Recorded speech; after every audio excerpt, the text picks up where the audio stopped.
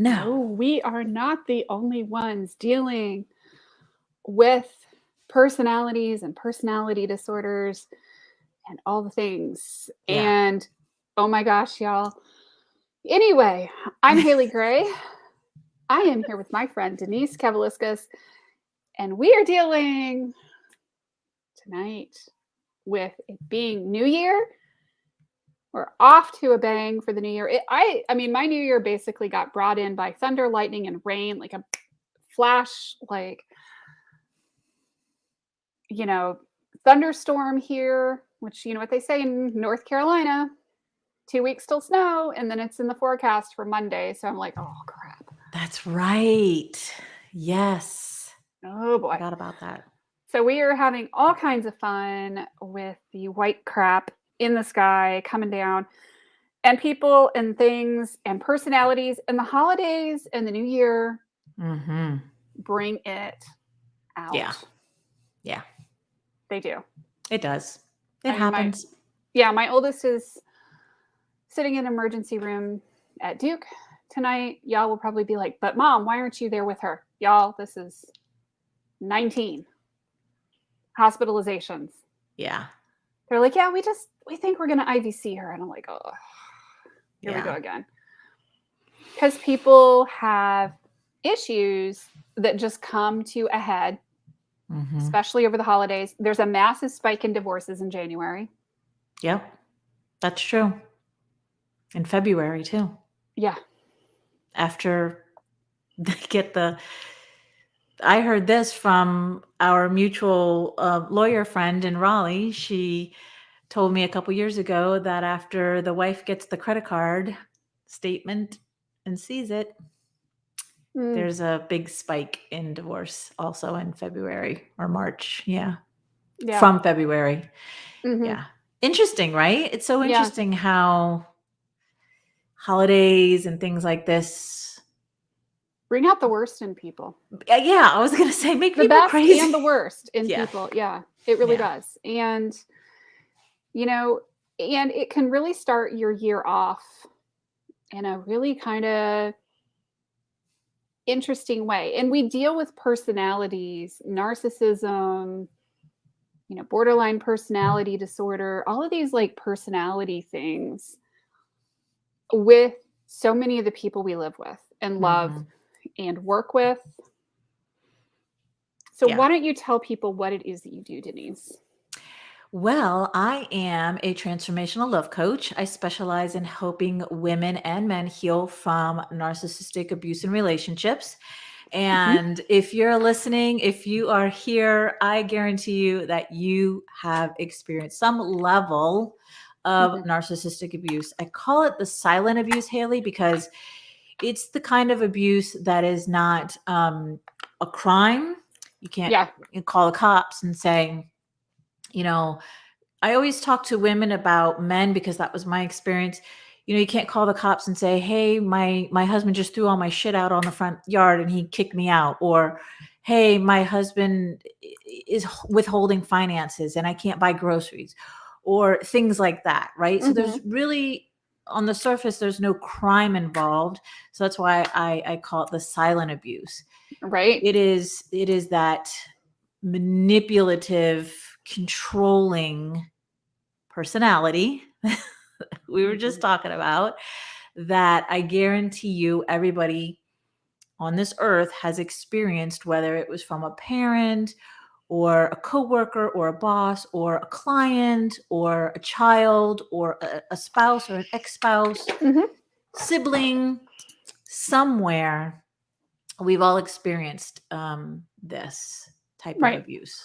Yeah. And it's not always, like you said, it's not always like the violent stuff. Because a lot of times, if it were, you would get the hell out of there. Right. It's the insidious stuff. So what are some good examples of that? Well, I just named two of them, right? And those are withholding grocery money. Yeah, those are experiences that I had. Wow. One time I remember our kids were in car seats, so they were that young.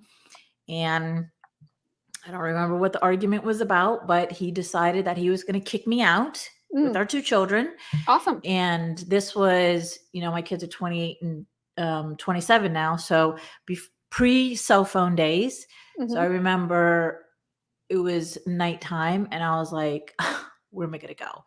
I was so embarrassed. I didn't want to call my mom. I didn't want to call my sisters, and say, my then husband kicked me out and with the 2 babies, where do I go? Can you help me? So I sucked it up and found a payphone and called my ex and pleaded with him and said what I knew he wanted me to say, whether it was apologizing or whatever, so that my children could be in their home, in their bed, in their bath, and get back to their routine. So that's a example of narcissistic abuse, right? It's the, like you said, insidious manipulation, control behavior that one person does to another person. And then the other person, like myself, who's the victim, feels like humiliated, embarrassed. Where am I going to go? Huh? Less than. Yes. And, do what you have to do to make it through another day. How does that affect your sense of self-worth? Well, that's so interesting that you say that, Haley, because what I've learned through my experience and from teaching is that there's a low level of self-worth, self-esteem going into a relationship like that. And then experiencing that type of relationship, it only gets less moving forward, right? So for me, there was a lower level of self-esteem, self-worth, self-love for myself. And then 22 years in that experience. 22 years. Yes. And I bet that that's not actually very atypical because of the self-esteem, the psychological impact, all of these things, because they're not like beating you. It's all psychological. Right. Yes. Very. There's no bruises and there's no broken bones. So obviously it's not real abuse. Right. And I never viewed myself as an abused woman in an abusive relationship. Right. In fact, I didn't realize that until I was out of the relationship about 2 years. Oh, wow. Then it was like, mind blown, right? Yeah. And a hard pill to swallow.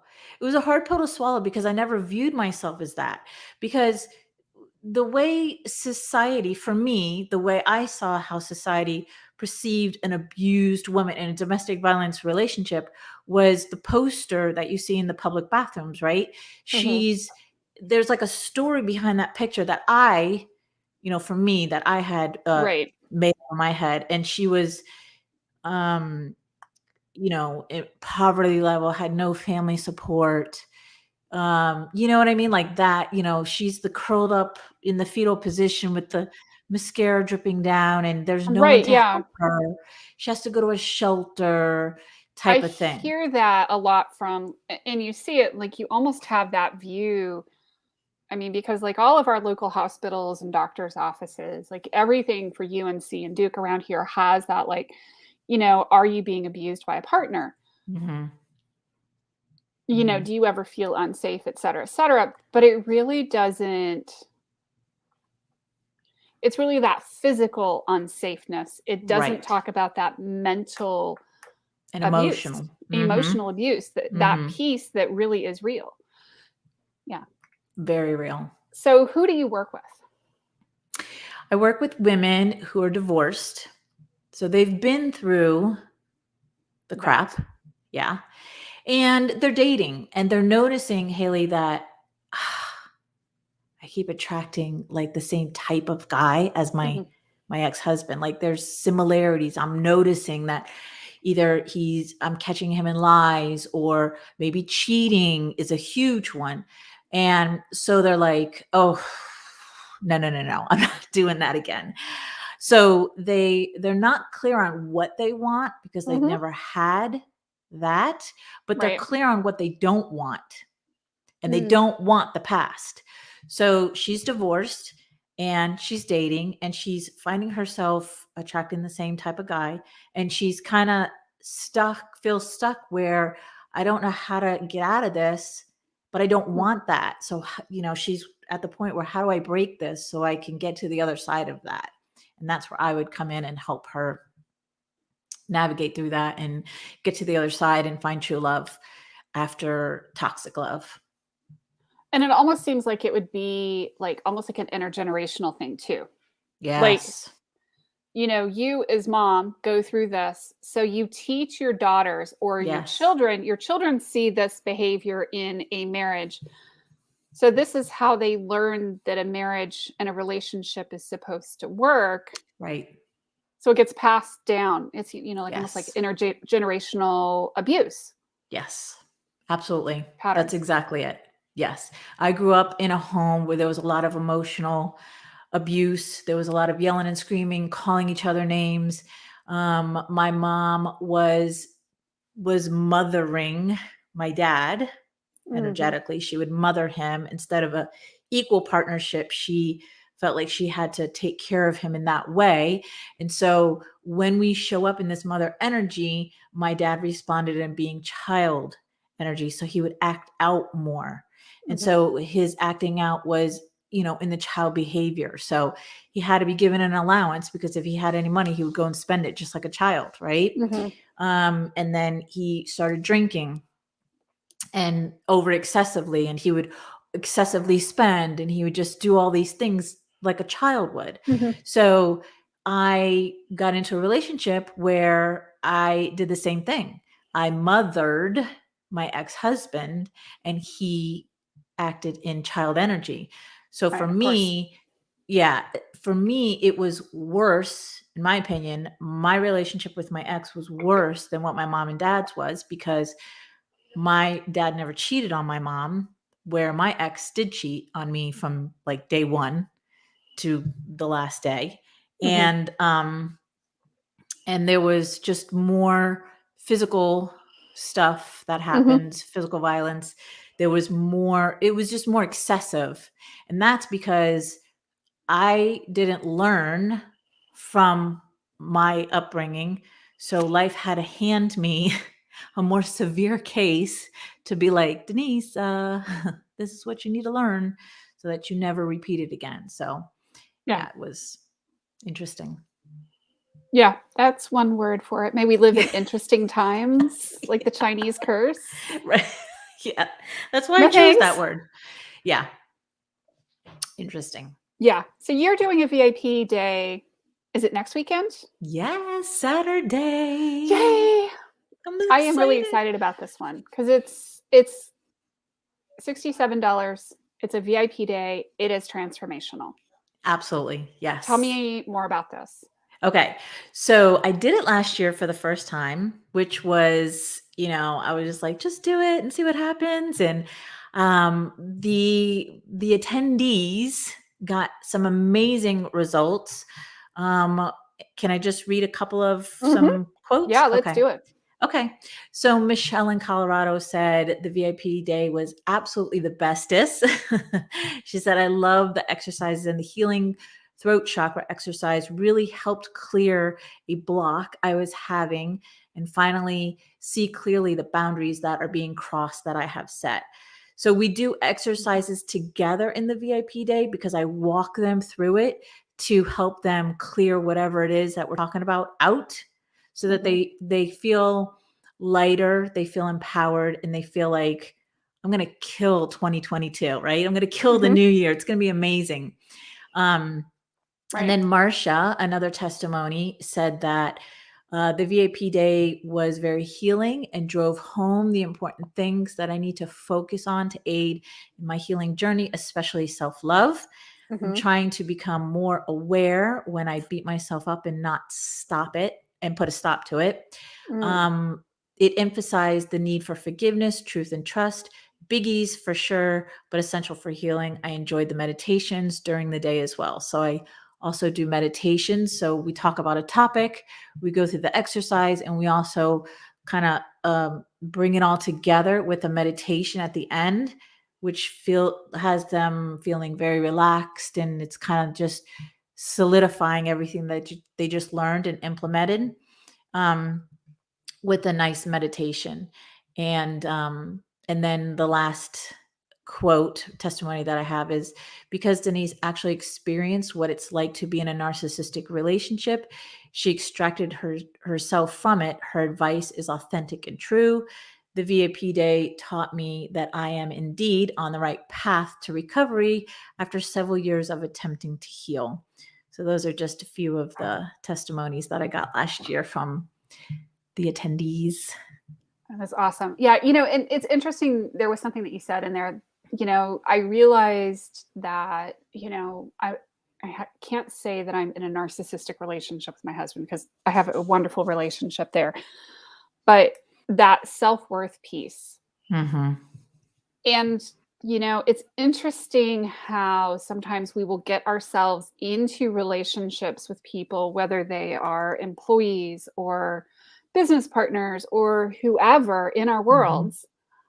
And we get into that as kind of almost a form of self-hatred, of self-punishment. I don't deserve better, so I'm getting myself into these relationships. So to me, it's almost, it's not even just the husband or the spouse or the partner. Oh, no. Yeah, it could be anybody. All over the place. Yes, absolutely. It can be anybody. It could be a client. Mm-hmm. I've had people that have taken on clients, and then they're like, what did I do? Because energetically, something's off with this person. You may not know exactly what it is, but you can feel that this is not a match. But sometimes, and I've done it too, sometimes we take on clients out of, desperation. Like, maybe I just need this client for whatever reason, or I need this job for whatever reason. So I needed the money. Yeah, I needed the money. I took on this client. I knew that they were going to be difficult, but I took them because I needed the money. I thought I could handle it. Yep. Mm-hmm. Oh my God, right? And then, every warning sign out there under the sun. Well, I've worked with 12 people and nobody could help me, and, or a whole string of failed relationship. I mean, there's always these signs, Yes. And in my world with digital marketers, well, nobody could ever get me the results I wanted. Okay, that's always a sign. Flag. Yeah. Red flag. I'm on my 8th website designer. Red flag. Yeah. Mm-hmm. Yeah. Well, now we're all the wiser to know this, right? Because now when a potential client comes to me and says things that are red flags for me, kind of like what you just said, and then I'm like, because I always say to them in the beginning of our first initial call, like, if it feels like a fit towards the end, I'll share with you some support. But if it doesn't feel like a fit, I won't offer it, because I let them go with love, right? We're just not a fit. It's nothing against you or me. It's just not a fit. Not a situation I think is going to be positive for either one of us. Exactly. Right. And this is why I do free consultations, is to try to weed those people out. Correct. Yes. Early. Yes. Yep. And I do take a little bit of I dare you to work with us model. And it's really an interesting way to me, and really awesome way to me, to start, your first weekend of the year, is signing up and healing and clearing out some of these patterns, and recognizing when you're getting into these patterns with all of your relationships. Right. And following the nudge. Yeah. Instead of ignoring it. Yeah. Which we've all been guilty of. We've all done it, where we've all done it, and it is what it is. But to have the nudge and follow it and trust yourself that this is the right decision in the long run. Because a lot of the times, I use dating as an example. A lot of times when on dates, women are like, well, he's everything that I've been asking for. And on paper, he's smart, he's successful, he's good looking, has this X, Y, and Z. But the energy, like we were saying, is off. They ignore that and they keep Mhm. going. And then later on down the line, they're like, oh God, now I know why. Now I know why the energy was off. Mhm. Yeah, exactly. So whether that's with clients or dates or whatever, it's following the nudge Mhm. and Yeah. trust. Yeah, I had one client a while back, and you know, they invited me to their office. So I made an appointment. And y'all, I do all of my calls by appointment with people because I'm either on a call with people during the day or I'm trying to get on a call or I'm traveling somewhere. So I'm on phone calls all day long. So I'm not afraid of phone calls, but or meetings, it's that everything is highly scheduled because I want to give people my full attention when I'm with them. Yeah. And I got there and they had me basically sit and wait for them for almost 25 minutes in their break room. And I should have followed the nudge at the time and just said, you know what, I don't think this is going to work for me. Mm-hmm. Instead, I got the job, and they were one of those clients who's calling me at 2 o'clock in the morning and Mm. wanting to know why I'm not doing every single thing I can, and it's like that constant making demands for change this, do that, do the other, get me better results. Yeah. Um, and a friend of mine was working with me at the time, who happens to be gay, and they would make all kinds of nasty comments about the fact that he's gay and, to his face. And yeah, I eventually let them go, and handed them to him, and he still works with them. But I'm like, oh my God, I don't know how anybody can, look themselves in the mirror. And it's like, well, it's good money. And I'm like, it could be $10,000 a month. It would not be worth it to me to be called a fag a single time. Yeah. And disrespect is a huge red flag. Disrespect up front, disrespectful up front and nonchalantly, like insinuating, disrespectful and insinuation, right? Because manipulative people are very clever in Mm-hmm. how they present their toxic behavior. So it could be very nonchalant, Mm-hmm. disrespectful, but you get it. Like you feel like the voice inside your head goes, that was rude or that was That was really stupid. Yeah. uncalled for. Like, why would somebody say it? But then the voice inside of our head also says, oh, stop, Denise. It's just whatever. You're just overreacting, Denise. You're being dramatic. Just yeah. You'll be fine, and you're like, are you afraid of a little bit of work? What Yeah. are you afraid of, rejection? What are you afraid of? Blah, blah, blah. Yeah. And I've had Exactly. that in my head, with clients. Mm-hmm. And I'm like, oh, okay, I'll work with this one. Lesson learned. No. Later on, found out that Mm-hmm. should have followed the nudge from day one. Follow the nudge. Yeah. That needs to be a quote and a graphic. Follow the Right? nudge. In fact, I think it might become one. Mm-hmm. I'm writing that down. Do it. Follow the nudge. But like, seriously, so what are the topics you are covering in your VIP day next weekend? I am so glad you asked, Haley. Oh, So, hey. what we're going to cover is how to heal from toxic relationships so that you can have the most amazing, healthy, fun, loving relationship. We're going to cover how to break free and stop attracting emotionally unavailable and toxic men. Ooh, I like that. How to Yeah. stop. Can we repel them, please? Yeah, Oh, definitely. I like that. Yeah. How to take a 180 turn in your relationship so that you can have a relationship that feels safe and secure and loving and fun, where you feel loved and appreciated and restored and thankful and calm. We're going to cover how to finally stand up and say, enough is enough. I'm Oh, I like done. that. Yeah, I'm done letting this toxic cycle control my life and my family's life anymore. And then, of course, I always leave time and space for Q&A and Mhm. what they call, hot seat coaching. Anybody who wants to be coached right there in the VIP day, there's time for that as well. That's awesome. And it's a limited number of seats. Ah, yes, absolutely. And I You have know, some filled already. that's pretty cool. Yeah. Yeah. So, I mean, it's a limit, it's a small number of seats. And from what we were talking the other day, you already had close to half of them filled. So, Yes. you want to hop on this.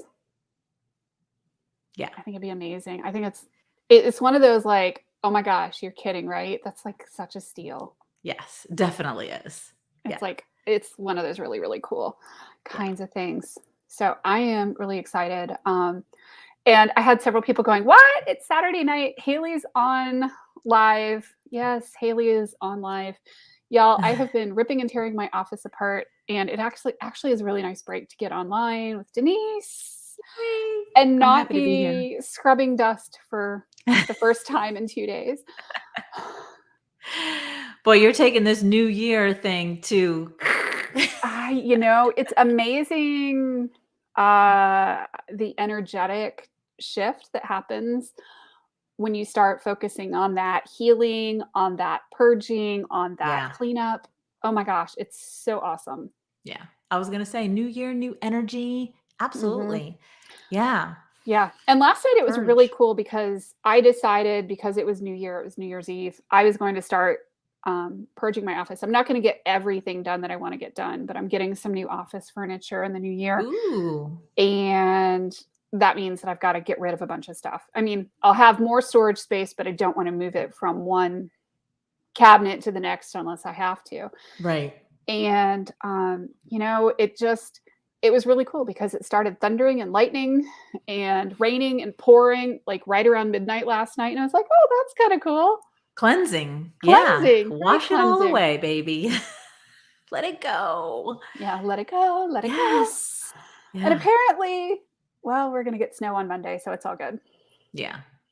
It's all good. I Yeah. love thunderstorms. Yeah. For me, they're so relaxing. I'm from South Florida, so thunderstorms were like just so relaxing. We Hmm. actually had the she shed that my husband is about to build for me. It used to be like a carport, and Hmm. the framing wood came down this morning from that. Apparently, it was pretty windy as well. Last night. Yeah. Yeah. And it came down, and one of our dogs was like, "Whoa," barking all over. And we're like, what? He must see a cat or something. Nope. The flag, everything came down. Talk So about timing, talk about out with the old, in with the new. right? Like, Yeah. seriously, I love it. And starting off the new year right and Yeah. setting it off on a right foot. I mean, I feel like in a lot of ways we've kind of lost 2 years. I mean, not that tremendous growth and change hasn't happened in the last 2 years, but I feel like Mhm. so many of us are ready to just say, okay, I know my world has irrevocably changed in so many ways. I'm ready to finally embrace it and move forward. Yeah. Absolutely. Absolutely. It is time. It's time for healing. It's time to move forward. It's Mhm. time for new, bigger, and better things. It's time to extract all of the old toxic energies out of your life and bring in space to let in the new and healthy relationships and energies into your life, because Haley, nobody deserves No. to have toxicity in their world. And I know this is a whole nother topic that we could talk about another time.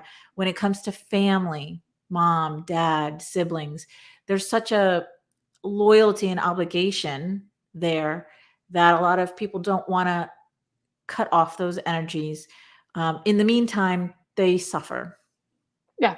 by being in those relationships or just being around those people. So that's a whole nother topic that we could talk about. I think it's important because we all Mhm. have somebody in the family that's like that. And Yeah. it's heartbreaking to let go of that, but it's necessary for your emotional and mental health. Yeah. Well, You and know? just because somebody is related to you by blood, by Right. birth, that they're a parent, doesn't give them the right to engage in those behaviors with you. Yeah. Doesn't give them the right to abuse you. Nobody in the world has the right to treat you like crap. Mm-mm. Nobody. Nope. Yeah. I Yeah. agree. I love it so much. Y'all register, check the link above, below, sideways. I've posted it just about everywhere. So awesome. I hope we see a Yay. few people on. Yeah, awesome. Thank you so much. Happy to Thank be you. here. We'll talk soon. Thank All you. right. Bye. Bye, guys.